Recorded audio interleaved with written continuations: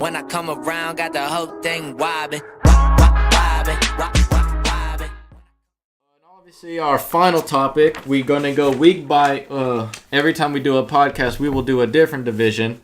Today is the NFC South, something you're very familiar with. Oh, yeah, of course. And at the end, after we do all the divisions, we're going to do our power rankings as of after draft, before preseason. And then, obviously, we're going to retouch on these. We're going to do, these predictions aren't set in stone. They're just as of right now. No injury concerns as of right now. This is after the draft, before anything has happened. Injuries are bound to happen. We all know that. And so here we go. The NFC South. We are listening. We're going to list them from best to worst, who we think the number one team is. We're going to give you their record as of now, their biggest addition, their biggest losses, their most important players, and any other determining factors in why we believe this team is ranked where they're at. I'm going to give you the floor. What's your number one team? Okay, number one, I got the Atlanta Falcons coming in. They obviously didn't go to the Super Bowl last year. They had a bit of a down year, even though they still won a playoff game against the Los Angeles Rams. Ultimately ended up losing to the Philadelphia Eagles in a close game, a very close game. They didn't get blown out like the Vikings did.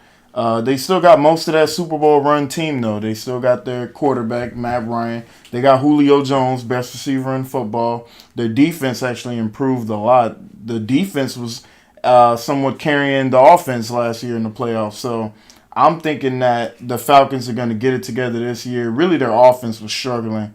They're under offensive coordinator Sarkisian, and I'm thinking that he's going to get it together, and they're gonna own that division next year. My biggest problem with them is the fact that they were so inconsistent offensively. They could not find a team identity.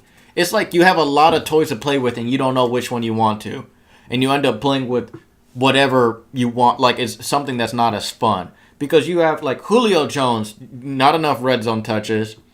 They started running the ball when they shouldn't have sometimes, and then they relied too much on the run. Mm-hmm. They try to be balanced in the sake of being balanced. In some games, not every game you need to be balanced. Not every game is like, I need to throw the ball. We need to pass the ball 50 times and run the ball. We need to pass the ball 40, run the ball 40 times to even it out. No, like, if your game plan, if you see a team has a very bad run defense, run the ball every play, until it doesn't work. If they have a bad cornerback duo and Julio Jones is going to get his like he does against Tampa Bay. Julio Jones goes off against Tampa Bay. He's had career numbers. I bet when Julio Jones retire, honestly, he could retire just based off the stats he has against Tampa Bay because he just owns them. And Green Bay, too. Exactly. So I don't understand how come you just don't give Julio the ball 24/7. Like, you don't pass it to him almost every down in those games because that's your greatest strength is him, but then you want to run the ball. Mm-hmm. Obviously run the ball because you want to keep it balanced and stuff like that. But at the same time, don't be balanced just be the sake of being balanced. Yeah. If you have a great weapon, use it. Oh, yeah. So, for the Falcons, I got them number one. I got them 11-5 next year. Number two, I got the Saints. I got them being 10-6. The Saints, they got a new and improved defense. Their defense came alive last year, and they actually were playing well. We already talked about the rookie cornerback, Marshawn Lattimore. I think he's going to be a stud. Drew Brees is always Drew Brees, and they were literally a play away from being in the NFC Championship. We all know about what happened last year. And put it this way, granted Marcus Williams gets a lot of, hate and a lot of criticism for what he did. But at the end of the day, you cannot argue it's his fault because you should have put up more points. Because it's like arguing about bad calls by refs. You shouldn't leave it to the refs to determine a game. You shouldn't leave it to one player, especially a rookie, to determine whether you win or lose a game. You need to put your team in a great position to win. Now, granted, the reason why it's so bad is because it was such a bad tackle. Like, it was or attempt of a tackle. And the thing is, he's also a rookie. You got to give him, at least some slack on that. And he's playing in one of the biggest moments. He is one play away from going to the championship. Mm-hmm. And, what God knows what we would have done in his position, And I can understand why Saints fans are upset. But at the same time, I think that Saints defense is going to get better and better. And Drew Brees is getting older, and older quarterbacks tend to. We saw with Peyton Manning, he got a noodle arm. He dropped off completely off the map from 5,000-yard season 2 seasons before he won a Super Bowl to literally probably being Brock Osweiler was arguably just as good as he is. And Brock Osweiler got traded away with a second-round pick just to get rid of him off the Texans. And Drew Brees is eventually going to drop off. He's not he can put up 5,000 yards a season QB anymore. He's not that. And I think it's great that the defense is finally emerging, because now with that defense, you don't need Drew Brees to throw 31 points a game to win the game. And they got the two-headed monster in Mark Ingram and Alvin Kamara. He really came onto the scene too. Yeah, and a running game is always great for the quarterback. But the problem is, obviously, Mark Ingram is also suspended now. But Alvin Kamara, I think, is well capable of carrying the load. Oh, and they got that wide receiver, Michael Thomas. He's a monster too. He's pretty good. And, Sean Payton has always been an offensive mastermind. He's made guys like Devery Henderson look good. He's had Ted Ginn on the team now. Adding him from the Carolina Panthers made him look good. Mm-hmm. He had a 1,000-yard receiving season with only 50 catches. He puts him in the best scenario, put him in the best weapons. Yep. And has put him in the best position to win games.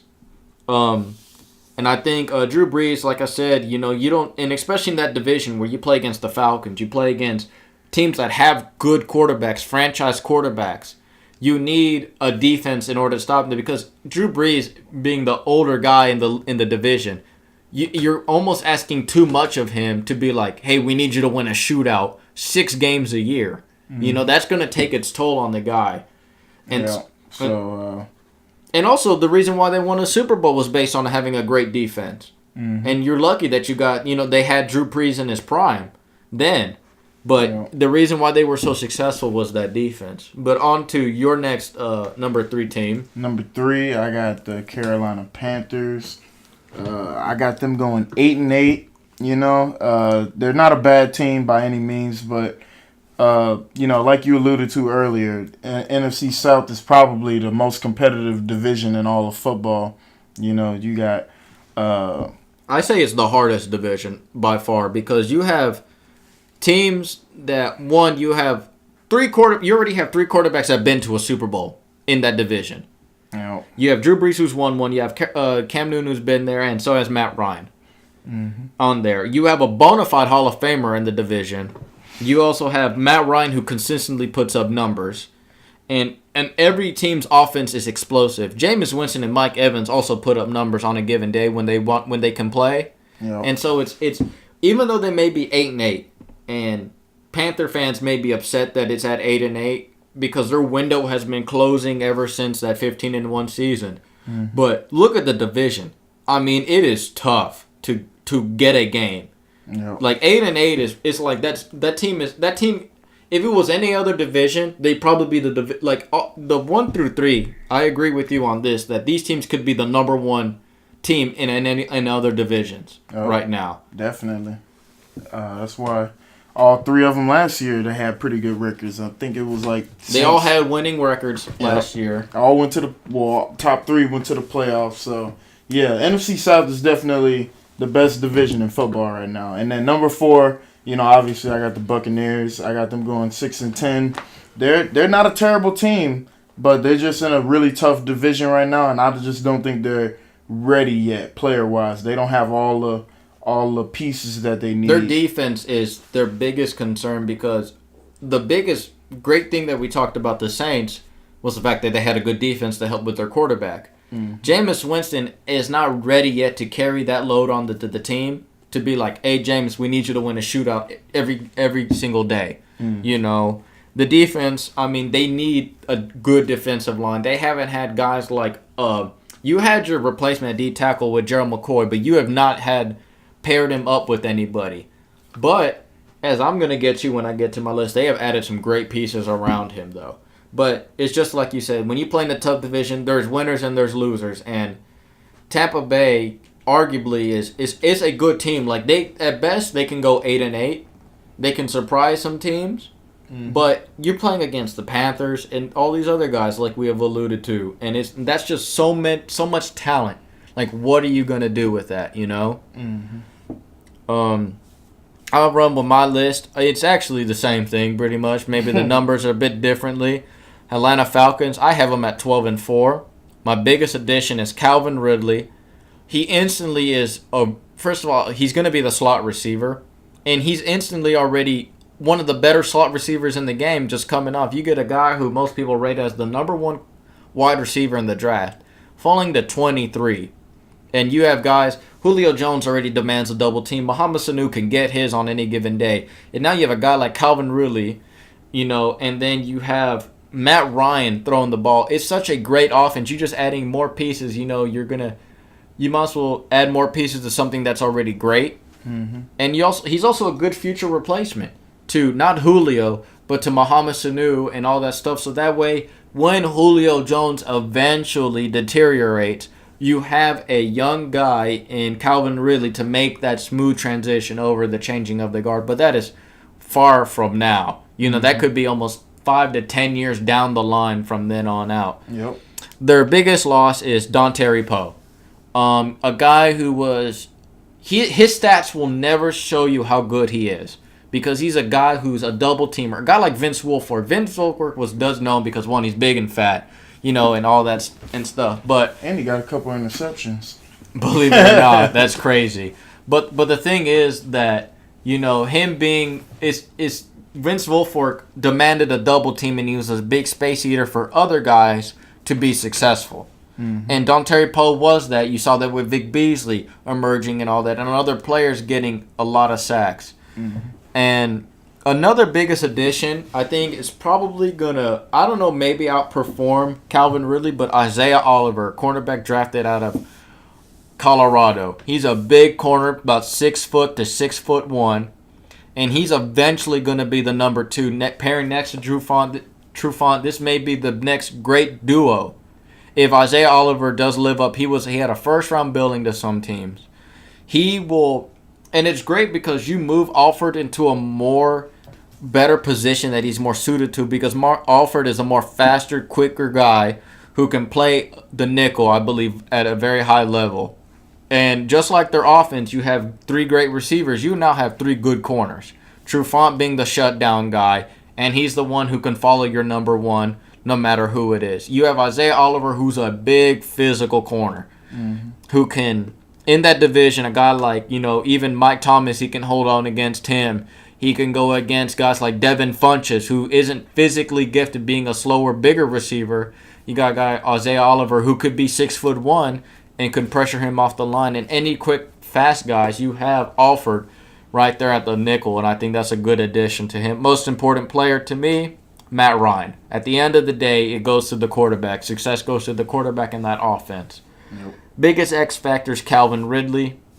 I think he can have a great season. He could be Rookie of the Year depending on the stats he puts up. And next, New Orleans Saints. I have them at 10-6. Biggest addition is Marcus Davenport. Granted, he comes from a small school, UTSA, not really much heard of. He came onto the season at the end with a nice sacks. People think he may be a one-hit wonder. But you add him to an already great defense, you put him in there, and if he becomes good, like I said with Calvin Ridley, you give a good smooth transition. When Cameron Jordan falls off, you have him. You're adding to a strength. You're building on top of a strength that you already need. Because what do the Saints really need, really? Drafting a quarterback doesn't do nothing to help improve your team. Because you already have Drew Brees. You know Drew Brees is going to be the starter. Drafting a quarterback is like, just in case in the future. Like, that doesn't help you win games now. Yeah. Unless Drew Brees goes down, now you have a quarterback. But their biggest loss is Sino Clemente. He's gone to the Texans now. He's a very versatile offensive lineman. A guy who came in and played at guard, left guard, left tackle, probably could play at center as well too. And when injuries were there, he's a guy who's a capable starter and above average backup. A guy who will be a starter at the Texans, but a guy who was relatively unheard of. Only maybe even Saints fans barely know him and stuff like that. Most important players, I think, is the defense in general. I think the defense is the whole reason why Drew Brees is able to still win you games, and because it's like if they keep it a close game, they're telling Drew Brees, you don't need to put up 31 to 35 points just to keep it close. We'll lock them down and hold them to 21 to 17 points a game. And you see the offense, Mike Thomas, Drew Brees, Alvin Kamara, Mark Ingram when he comes back, and especially Peyton as an offensive-minded head coach, he puts all his players in good positions. Carolina Panthers 9-7. I have them a little bit higher. I do think they can win more games. I think between the Panthers and the Saints are relatively the same to me. Like, if Drew Brees all of a sudden becomes old, like if his age comes up to him, I can see the Panthers overtaking that. Okay. Or what if the Saints' defense is just a one-hit wonder? What if all of a sudden they go back to being the 31st ranked defense in the league? You know, then the Panthers have the ability to jump them. Definitely. The receivers, they still don't have a number one. That's my biggest concern. Is they still drafting DJ Moore? It's like you just drafted another guy who's a good complementary guy, a guy who maybe at best can be a number one, but doesn't really fit that mold. You add Dontari Poe, you take it away from the Falcons. You add another good piece to that defense. And adding Dontari Poe and having a guy like Kawan Short, two guys who automatically take a double team. You know, that's three to four offensive linemen already taken out of 5 guys. You may have to have a tight end just a tip. And we just mentioned Julius Peppers early on. Julius Peppers may have another double-digit sack season again. Legend.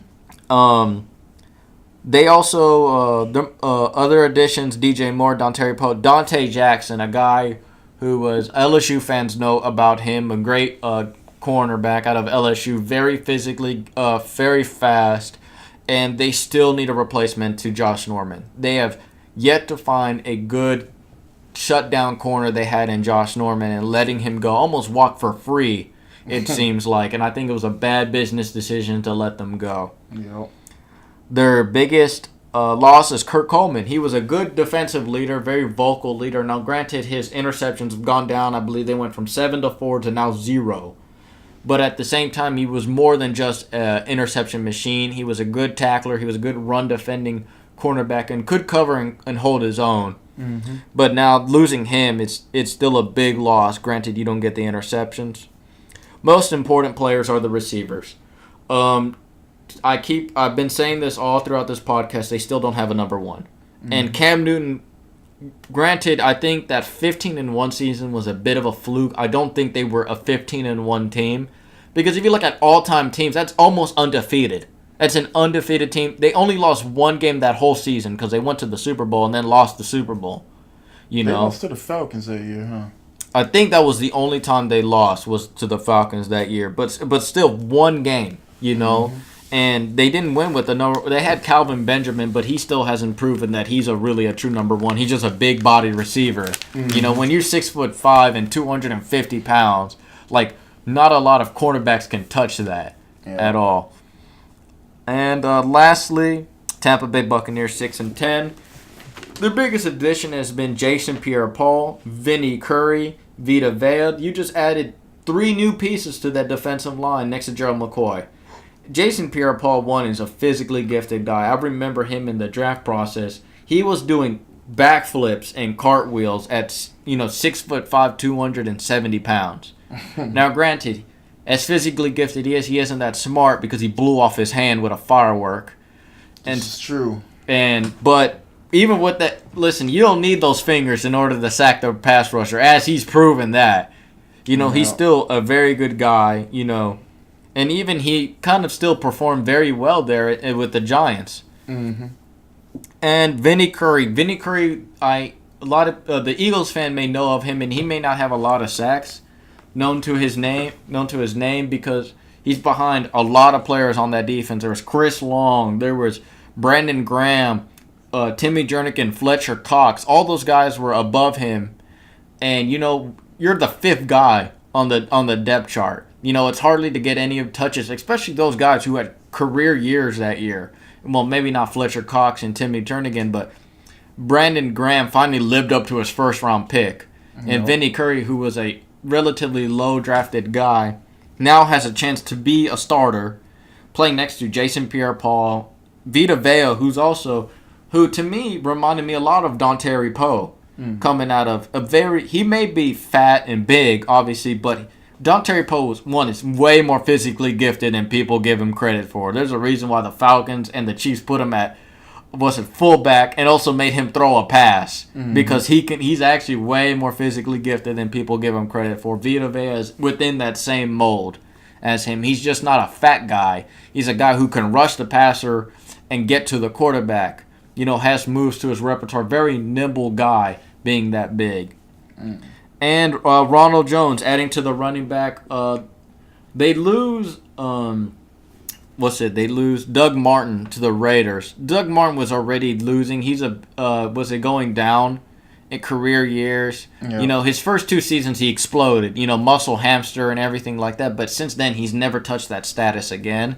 Yeah. And he's relatively, the reason why the Raiders signed him is, one, he's from the LA area. I understand that, and probably was an Oakland Raider fan. But at the end of the day, I think he's more of a name brand guy. Like, he's more known for his name rather than his performance on the field of recent times. Ronald Jones, fairly highly touted guy out of USC.